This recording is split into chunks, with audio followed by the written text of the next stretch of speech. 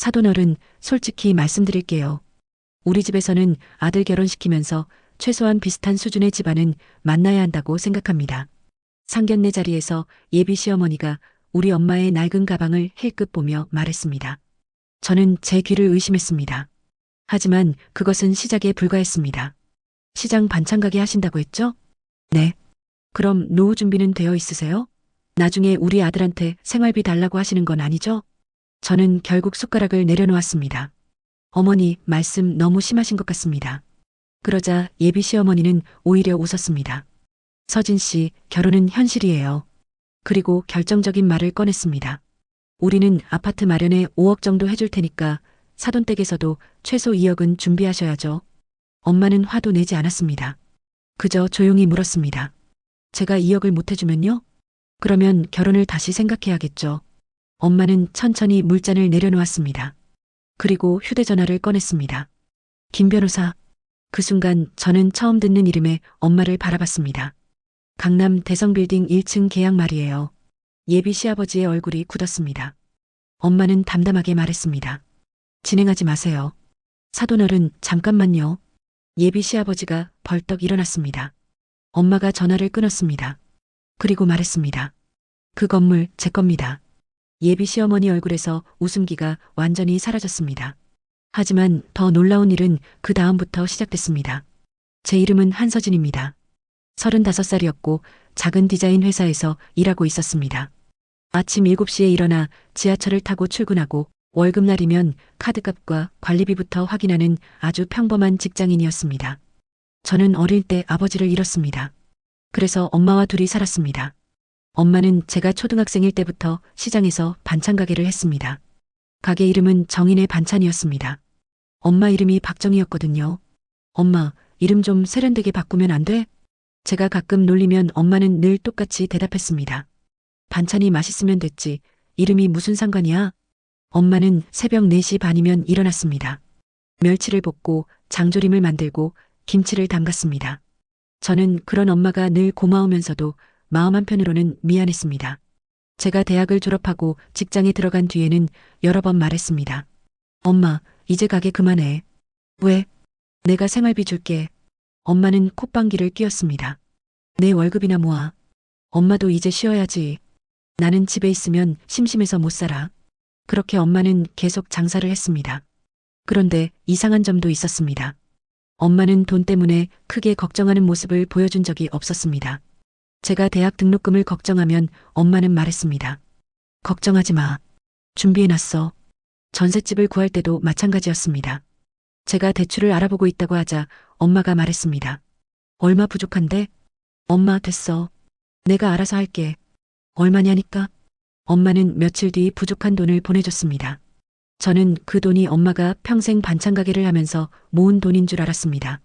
그래서 더 아껴야 한다고 생각했습니다. 그때는 정말 몰랐습니다. 우리 엄마가 왜 돈 걱정을 하지 않았는지. 민우를 처음 만난 건 회사 일이었습니다. 저희 회사가 한 식품회사의 광고 디자인을 맡게 됐는데 그 회사 담당자가 민우였습니다. 첫인상은 별로였습니다. 회의 시작 10분 전에 전화가 왔습니다. 죄송합니다. 차가 너무 막혀서 조금 늦겠습니다. 저는 속으로 생각했습니다. 첫 미팅부터 지각이네. 그런데 15분 뒤 민우가 헐레벌떡 뛰어들어왔습니다. 손에는 커피가 여러 잔 들려 있었습니다. 정말 죄송합니다. 기다리시게 해서 커피라도. 제가 말했습니다. 커피 사느라 더 늦으신 거 아니에요? 민우가 당황했습니다. 그리고 솔직하게 대답했습니다. 맞습니다. 저도 모르게 웃음이 나왔습니다. 그게 시작이었습니다. 프로젝트가 끝난 뒤 민우가 제게 연락했습니다. 서진 씨, 혹시 저녁 드실래요? 업무 때문인가요? 아니요. 그럼요. 잠시 침묵하더니 말했습니다. 개인적인 이유입니다. 그렇게 연애를 시작했습니다. 민우는 다정했습니다. 제가 감기에 걸렸다고 하면 약을 사다 주었고 엄마 가게에도 자주 찾아왔습니다. 처음 엄마를 만난 날도 기억합니다. 엄마가 민우에게 물었습니다. 우리 서진이 어디가 좋아요? 민우가 대답했습니다. 성격이요. 엄마가 바로 말했습니다. 얼굴은? 민우가 당황했습니다. 얼굴도 좋습니다. 엄마가 저를 쳐다보며 말했습니다. 얘가 순발력은 좀 부족하네. 엄마. 셋이 한참 웃었습니다. 저는 그때 생각했습니다. 이 사람이라면 결혼해도 괜찮겠다. 그런데 제가 한 가지 몰랐던 게 있었습니다. 민우의 어머니였습니다. 민우의 집에 처음 인사를 드리러 간 날이었습니다. 민우 어머니는 저를 보자마자 머리부터 신발까지 천천히 훑어봤습니다. 어서 와요. 안녕하세요, 어머니. 아직 어머니라고 부르기는 조금 이르지 않나? 저는 순간 당황했습니다. 죄송합니다. 민우가 말했습니다. 엄마, 그냥 편하게 부르게 해. 나는 아직 결혼 허락한 적 없는데? 분위기가 싸늘해졌습니다. 식사를 하면서 질문이 시작됐습니다. 학교는 어디 나왔어요? 말씀드렸습니다. 회사 연봉은요? 저는 조금 당황했지만 대답했습니다. 집은 자가예요? 전세입니다. 부모님은? 아버지는 돌아가셨고 어머니는 시장에서 반찬 가게를 하십니다. 그 순간 표정이 달라졌습니다. 시장? 네. 직접 반찬을 만들어 파시는 거예요? 네. 힘드시겠네. 말은 걱정처럼 들렸지만 표정은 아니었습니다. 잠시 후 민우가 화장실에 간 사이 어머니가 물었습니다. 서진 씨. 네. 솔직하게 하나만 물어봐도 돼요? 네. 어머니 재산은 좀 있으세요? 저는 순간 말을 잃었습니다. 잘 모르겠습니다. 딸인데 그것도 몰라요? 엄마 재산을 제가 왜 알아야 하죠? 표정이 굳었습니다. 결혼하려면 알아야죠. 그때 민우가 돌아왔습니다. 어머니는 아무 일도 없었다는 듯 웃었습니다. 저는 그날 집에 돌아오는 길에 민우에게 말했습니다. 내 어머니가 좀 어려워. 민우가 한숨을 쉬었습니다. 원래 좀 그래. 원래 그렇다는 게 무슨 뜻이야? 사람을 볼 때 조건을 많이 봐. 그게 괜찮아? 결혼하면 달라질 거야. 저는 그 말을 믿고 싶었습니다. 지금 생각하면 그때 더 깊이 생각했어야 했습니다. 결혼하면 달라지는 사람이 아니라 결혼하기 전에 이미 어떤 사람인지 보는 게 더 중요하다는 걸요. 민우가 프러포즈를 한 뒤 양가에서 결혼 이야기가 본격적으로 나오기 시작했습니다. 어느 날 민우 어머니가 제게 전화했습니다. 서진 씨, 예물은 어떻게 생각하고 있어요? 저희는 간소하게 하려고 합니다. 간소하게? 목소리가 달라졌습니다. 민우가 그렇게 말했어요. 남자들은 그런 거 몰라요. 그리고 사진을 여러 장 보내왔습니다. 명품 시계와 가방, 보석 사진이었습니다. 이 정도는 해야 체면이 서죠. 저는 민우에게 전화를 걸었습니다. 너 이거 알고 있어? 뭐? 사진을 보내줬습니다. 민우가 한숨을 쉬었습니다. 엄마한테 내가 말할게. 그날 밤 민우가 다시 연락했습니다. 서진아, 엄마가 그냥 참고하라고 보낸 거래. 참고가 아니라 요구 같은데? 내가 잘 이야기했어. 그런데 며칠 뒤에는 신혼집 문제가 나왔습니다. 어머니가 말했습니다. 우리가 아파트에 5억 정도 보태줄 테니까 서진 시내에서도 2억 정도 하면 되겠네요. 저는 놀랐습니다. 저희 엄마한테는 아직 그런 말씀하지 마세요. 왜요? 저희는 각자 형편에 맞게 시작하기로 했잖아요. 그건 둘 생각이고 부모 생각은 다르죠. 저는 엄마한테 2억을 요구할 생각 없습니다. 어머니는 웃었습니다. 서진 씨. 네. 세상 물정을 너무 모르네. 그리고 말했습니다. 결혼은 사랑만 가지고 하는 게 아니에요. 그 말이 이상하게 오래 남았습니다. 드디어 상견례 날이 되었습니다. 저는 며칠 전부터 엄마에게 말했습니다. 엄마, 옷 하나 사러 가자. 옷 많아. 상견례잖아. 깨끗하게 입으면 되지. 결국 제가 재킷 하나를 사드렸습니다. 그런데 문제는 가방이었습니다. 엄마가 10년도 넘게 들고 다닌 갈색 가죽 가방을 꺼냈습니다. 엄마, 설마 그거 들고 가려고? 왜? 좀 오래됐잖아. 멀쩡해. 내 거 들어. 엄마가 웃었습니다. 사람 만나러 가는데 가방이 결혼하냐? 저는 결국 포기했습니다. 고급 한정식집에 도착하자 민우 가족은 이미 와 있었습니다. 예비 시어머니의 시선이 엄마 가방에 꽂혔습니다. 저는 바로 알아챘습니다. 식사가 시작됐습니다. 처음 20분 정도는 괜찮았습니다. 그런데 예비 시어머니가 입을 열었습니다. 사돈어른, 아직도 시장에서 일하신다고요? 네. 언제까지 하실 생각이세요? 할 수 있을 때까지요. 연세 드시면 힘드실 텐데. 아직 건강합니다. 노후 준비는 해놓으셨죠? 저는 얼굴이 화끈거렸습니다. 엄마가 웃으며 물었습니다. 왜 궁금하십니까? 아니, 요즘 자식 결혼시키고 나서 자식한테 생활비 받는 부모들도 많잖아요. 어머니, 제가 말렸습니다. 그러자 예비 시어머니가 저를 쳐다봤습니다. 왜요? 중요한 문제잖아요. 엄마는 차분했습니다. 걱정하지 마세요. 제 생활은 제가 책임집니다. 그러시면 다행이고요. 그리고 엄마의 가방을 보며 말했습니다. 그래도 사돈어른, 따님 결혼시키려고 무리하시는 건 아니죠? 저는 결국 참지 못했습니다. 그게 무슨 말씀이세요? 아니, 그냥 걱정돼서요. 엄마가 제 손을 잡았습니다. 서진아. 그 한마디에 저는 참았습니다. 그런데 잠시 뒤 진짜 문제가 시작됐습니다. 예비 시아버지가 신혼집 이야기를 꺼냈습니다. 민우 엄마가 아파트를 알아보고 있습니다. 엄마가 물었습니다. 그렇습니까? 예비 시어머니가 말했습니다. 우리가 5억 정도 해줄 생각이에요. 많이 준비하시네요. 아들 하나인데 그 정도는 해야죠. 그러더니 엄마를 바라봤습니다. 사돈댁에서는 얼마 정도 생각하세요? 엄마가 물었습니다. 제가 꼭 돈을 해야 합니까? 표정이 굳었습니다. 꼭이라기보다 서로 균형이 있어야죠. 균형이라면요? 우리가 5억 하면 사돈댁에서는 최소 2억 정도는 해야 하지 않을까요? 저는 바로 말했습니다. 엄마 안 해도 돼. 예비 시어머니가 저를 노려봤습니다. 서진 씨는 가만히 있어요. 엄마가 물었습니다. 제가 2억을 못 해주면 어떻게 됩니까? 예비 시어머니가 물을 한 모금 마셨습니다. 그러면 결혼을 다시 생각해 봐야겠죠. 정적이 흘렀습니다. 민우가 말했습니다. 엄마 그만해.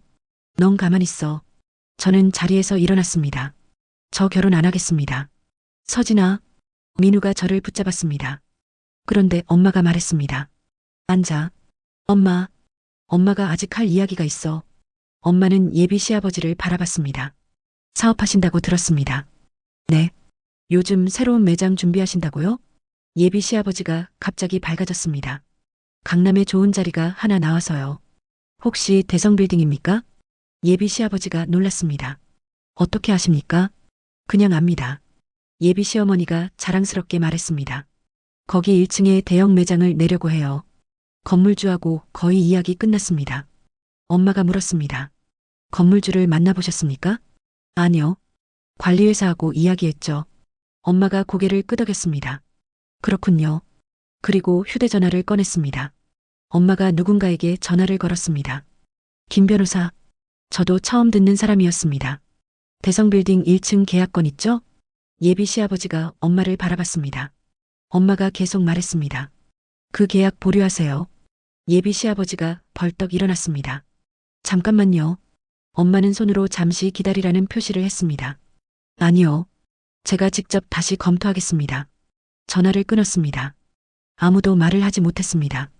제가 먼저 물었습니다. 엄마 무슨 일이야? 엄마가 태연하게 대답했습니다. 별일 아니야. 예비 시아버지가 떨리는 목소리로 물었습니다. 사돈어른께서 대성빌딩하고 무슨 관계가 있으십니까? 엄마가 말했습니다. 제 건물입니다. 네. 예비 시어머니가 웃었습니다. 사돈어른, 지금 농담하시는 거죠? 엄마는 웃지 않았습니다. 농담 아닙니다. 그 건물이 얼마짜리인데? 정확한 시세는 저도 매일 확인하지 않습니다. 저는 엄마만 바라봤습니다. 엄마. 응. 진짜야? 응. 진짜 엄마 건물이야? 그렇다니까. 왜 나한테 말 안 했어? 엄마가 저를 보며 말했습니다. 내가 물어본 적 없잖아. 기가 막혔습니다. 엄마한테 건물 있냐고 누가 물어봐. 그 상황에서도 엄마는 웃었습니다. 그런데 예비 시어머니의 태도가 갑자기 달라졌습니다. 사돈어른. 목소리가 부드러워졌습니다. 제가 아까는 말을 조금 잘못한 것 같네요. 엄마가 물었습니다. 어떤 말씀이요? 2억 이야기요. 왜요? 아이들이 행복하면 되는 거죠. 불과 몇 분 전까지 결혼을 다시 생각해야 한다던 사람이었습니다. 엄마가 조용히 웃었습니다. 사돈어른. 네. 사람이 돈이 있는지 없는지에 따라 말이 바뀌면 곤란하지 않겠습니까? 예비 시어머니의 얼굴이 붉어졌습니다. 집으로 돌아오는 차 안에서 저는 엄마에게 질문을 퍼부었습니다. 엄마, 처음부터 설명해. 뭘? 건물. 알고 보니 외할아버지는 젊은 시절 작은 공장을 운영했습니다. 그리고 당시 외곽이던 지역의 땅을 조금씩 사두었습니다. 세월이 지나면서 도시가 커졌고 땅값이 크게 올랐습니다. 외할아버지가 돌아가신 뒤 엄마가 일부를 상속받았습니다. 엄마는 그 땅을 팔지 않고 건물을 지었습니다. 처음에는 작은 건물이었습니다. 몇 번의 재건축과 개발을 거치면서 지금의 대성빌딩이 됐습니다.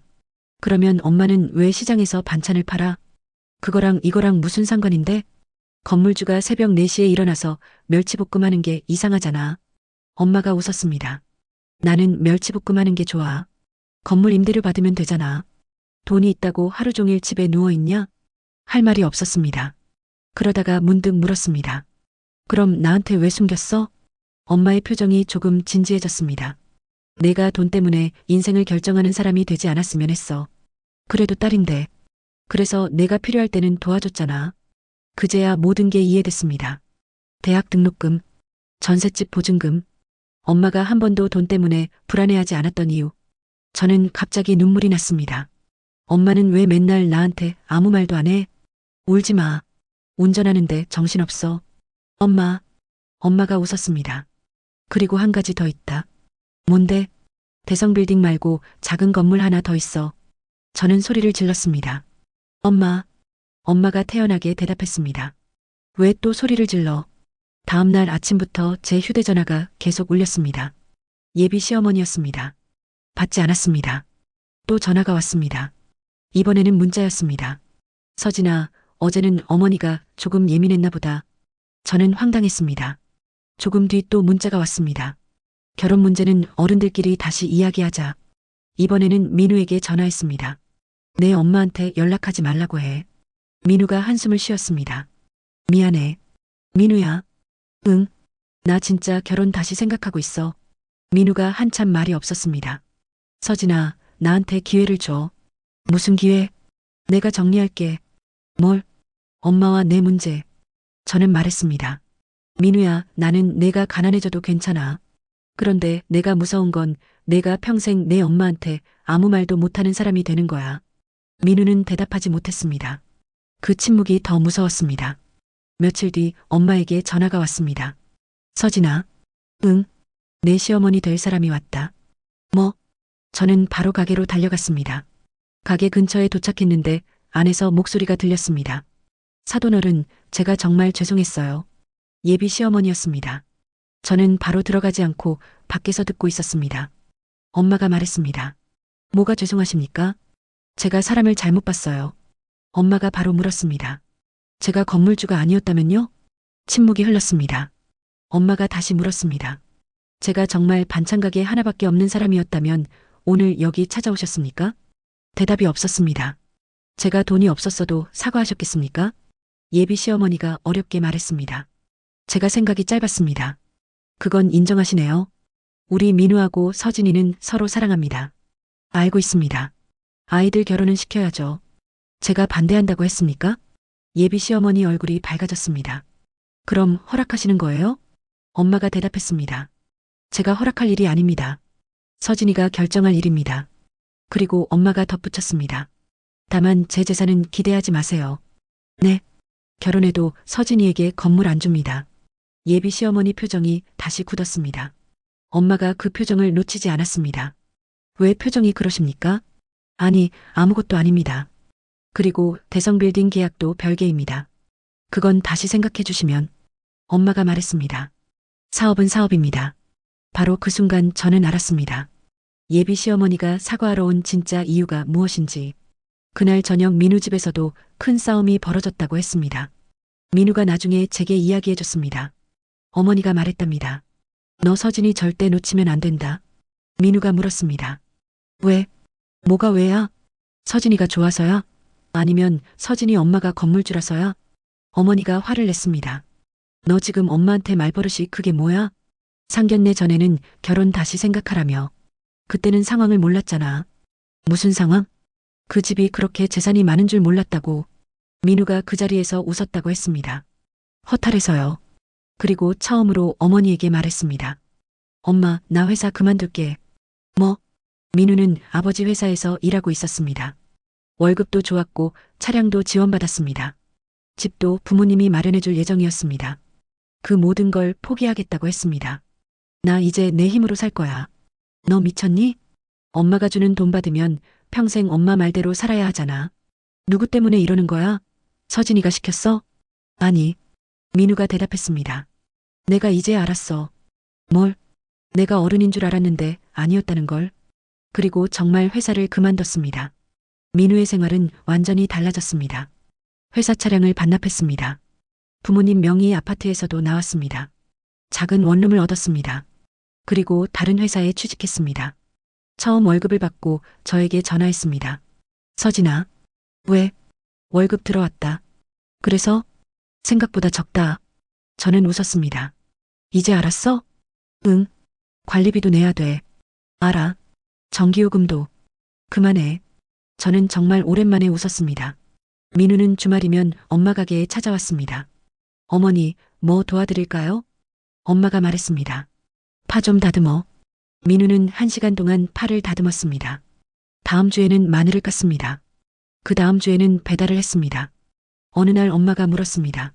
자네 왜 자꾸 오는가? 민우가 대답했습니다. 서진이한테 잘 보이려고요. 엄마가 웃었습니다. 솔직해서 좋네. 그리고 어머니한테도 잘 보이고 싶습니다. 나한테 잘 보여서 뭐 하려고? 민우가 장난스럽게 말했습니다. 건물 하나. 엄마가 마늘통을 들었습니다. 나가. 민우가 웃으며 도망갔습니다. 그 이야기를 듣고 저도 한참 웃었습니다. 조금씩 제 마음도 풀리고 있었습니다. 여기서 끝났다면 막장 드라마가 아니겠죠. 어느 날 제 회사 앞으로 낯선 여자가 찾아왔습니다. 화려하게 차려입은 여자였습니다. 한서진 씨죠? 네. 저 유나예요. 누구시죠? 여자가 웃었습니다. 민우 오빠랑 결혼할 뻔했던 사람이요. 심장이 철렁했습니다. 무슨 말씀이세요? 우리 부모님끼리 예전부터 아는 사이예요. 유나는 휴대전화를 꺼냈습니다. 민우와 함께 찍은 사진이 있었습니다. 다만 오래전 사진처럼 보였습니다. 민우 어머니는 원래 저랑 민우 오빠 결혼시키고 싶어 하셨어요. 그래서요? 최근에 다시 연락 오셨어요. 누가요? 민우 어머니요. 저는 머리가 멍해졌습니다. 유나가 말했습니다. 서진 씨랑 결혼 안 하면 다시 우리 집이랑 이야기하고 싶다고요. 저는 바로 민우에게 전화하지 않았습니다. 먼저 사실을 확인하고 싶었습니다. 그날 저녁 민우를 만났습니다. 유나라는 여자 알아? 민우의 얼굴이 굳었습니다. 어떻게 알아? 그 반응을 보는 순간 가슴이 철렁했습니다. 민우가 설명했습니다. 예전에 부모님끼리 결혼 이야기를 한 적 있어. 왜 나한테 말 안 했어? 진짜 결혼할 생각이 없었으니까. 사진도 있던데? 가족끼리 여행 갔을 때 찍은 거야. 저는 물었습니다. 최근에 만났어? 아니. 확실해? 확실해. 그런데 더 큰 문제는 시어머니였습니다. 민우 어머니가 유나의 집에 실제로 연락했던 겁니다. 민우와 제가 헤어질 가능성이 있다고 생각하고 다른 혼처를 다시 알아본 것이었습니다. 저는 화가 났습니다. 나 이제 정말 못하겠다. 민우가 붙잡았습니다. 서진아, 엄마가 한 일이야. 그래. 그런데 나는 결혼하면 그분을 계속 만나야 하잖아. 민우도 아무 말도 못했습니다. 그날 저는 엄마에게 물었습니다. 엄마, 나 어떻게 해야 돼? 엄마가 반찬을 담다가 말했습니다. 내 마음은 어떤데? 민우는 좋아. 그럼 민우를 봐. 시어머니는? 시어머니랑 결혼할 거냐? 그래도 가족이 되잖아. 엄마가 고개를 끄덕였습니다. 맞아. 그래서 민우가 자기 가족과 너 사이에서 경계를 제대로 세울 수 있는 사람인지 봐야지. 그 말이 답이었습니다. 민우는 어머니를 찾아갔습니다. 그리고 말했습니다. 엄마, 왜? 유나네 집에 연락했지? 어머니는 처음에는 부인했습니다. 하지만 결국 인정했습니다. 너 잘되라고 한 일이야. 내가 원하는 게 뭔지는 왜 안 물어봐? 부모가 자식 잘되게 해주는 게 잘못이야? 민우가 말했습니다. 내 인생을 대신 사는 건 잘못이야. 그리고 결정적인 말을 했습니다. 앞으로 내 결혼 문제에 간섭하면 엄마를 안 볼 거야. 어머니가 충격을 받았습니다. 내가 여자 때문에 엄마를 버려? 아니. 민우가 대답했습니다. 엄마를 버리는 게 아니라 내 인생을 내가 살겠다는 거야. 그 말을 듣고 저는 처음으로 민우와 다시 결혼할 수 있겠다는 생각을 했습니다. 민우가 저를 지켜주는 사람이어서가 아니었습니다. 자기 삶을 스스로 책임질 줄 아는 사람이 되어가고 있었기 때문입니다. 1년이 흘렀습니다. 저와 민우는 다시 결혼을 준비했습니다. 그리고 엄마가 뜻밖의 제안을 했습니다. 상견례 다시 하자. 제가 놀랐습니다. 또? 이번에는 제대로 해야지. 같은 한정식집은 아니었습니다. 엄마 반찬 가게 근처의 작은 식당이었습니다. 민우 부모님이 먼저 도착했습니다. 시어머니는 예전과 많이 달라져 있었습니다. 엄마를 보자 고개를 숙였습니다. 사돈어른, 오셨습니까? 그동안 죄송했습니다. 엄마가 말했습니다. 지난 일입니다. 그리고 시어머니가 저를 바라봤습니다. 서진아. 네. 너한테도 미안하다. 저는 한참 바라보다 대답했습니다. 앞으로는 서로 존중했으면 좋겠습니다. 그래. 그날은 돈 이야기가 한 번도 나오지 않았습니다. 아파트 이야기도 없었습니다. 혼수도 없었습니다. 엄마가 마지막에 말했습니다. 아이들은 자기 힘으로 시작하게 합시다. 시어머니가 대답했습니다. 그러죠. 저는 그 말을 듣는 순간 마음이 놓였습니다. 결혼식 날이 되었습니다. 저는 신부 대기실에 앉아 있었습니다. 엄마가 들어왔습니다. 예쁘네. 엄마. 왜? 나 떨려. 엄마가 제 손을 잡았습니다. 결혼은 시험이 아니야. 그럼 같이 살아보는 거지. 그리고 작은 봉투를 건넸습니다. 이게 뭐야? 나중에 봐. 결혼식이 끝나고 신혼집에 도착한 뒤 봉투를 열었습니다. 통장도 아니었습니다. 건물 등기 서류도 아니었습니다. 엄마의 손편지였습니다. 서진아, 엄마가 내게 건물을 주지 않는다고 서운해하지 마라. 재산은 언젠가 정리할 때가 오겠지. 하지만 지금 내게 필요한 건 건물이 아니라 내 인생을 내 힘으로 살아가는 경험이라고 생각한다. 돈은 사람을 편하게 해준다. 그러나 때로는 사람의 진짜 모습을 가리기도 한다. 엄마는 내가 돈 때문에 사랑받는 사람이 아니라 그냥 한서진이라는 사람 자체로 사랑받기를 바랐다. 그리고 민우가 돈이 없는 너를 사랑했던 것처럼 너도 모든 것을 내려놓은 민우를 선택했다. 그 정도면 됐다.